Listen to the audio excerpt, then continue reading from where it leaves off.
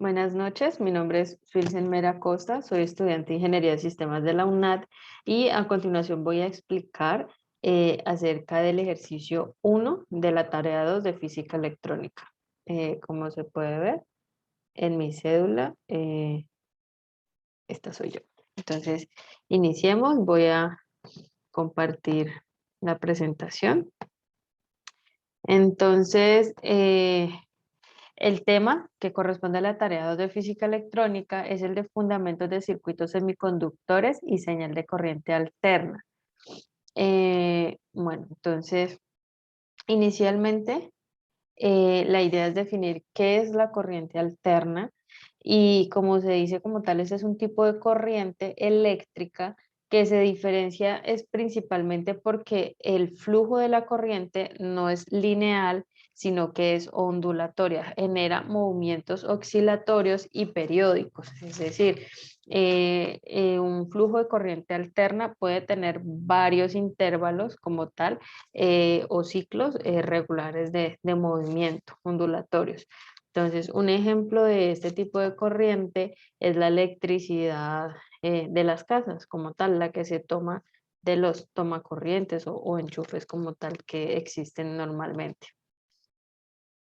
Entonces, ahora algunos conceptos básicos son uno, el periodo. ¿Y qué es el periodo? Es el tiempo más corto en el que se tarda una onda como tal en realizar un ciclo completo, o sea, un movimiento. Y este se mide en segundos y se representa con la letra T mayúscula.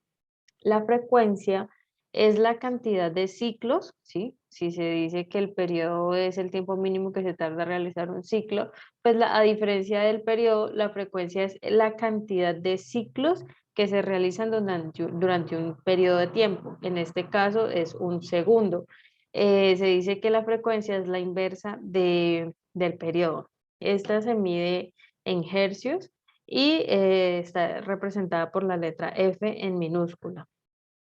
La fase es como tal el valor que corresponde a ese instante en el que se está analizando una magnitud periódica y se representa por la letra griega beta. Ese instante puede ser un periodo o un momento específico.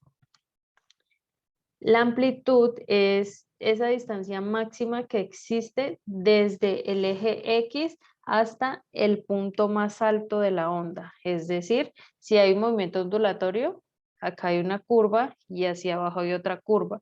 Entonces, desde el eje X hacia el punto más alto de esa curva, esa es la amplitud y lo mismo del X hacia abajo.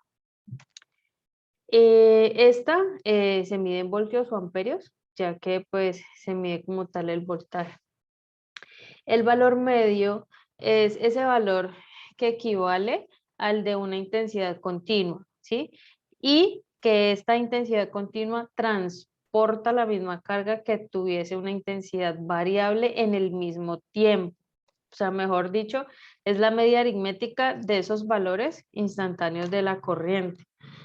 Y el valor eficaz o RMS es el valor equivalente al de una tensión continua que produce los mismos efectos caloríficos. En este momento ya estamos hablando como de temperatura, que la tensión variable en la misma cantidad de tiempo.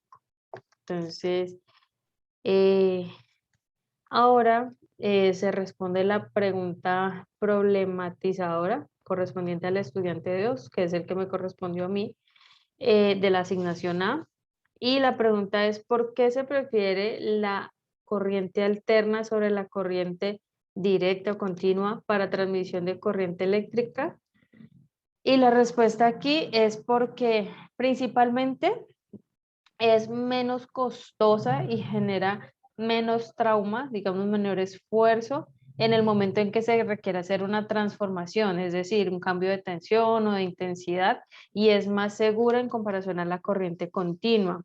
Además, pues que como tal esta corriente alterna permite que se transporte la energía a distancias mayores y con altas tensiones, pues utilizando como tal menos conductores eléctricos. En pocas palabras, también son menos costos.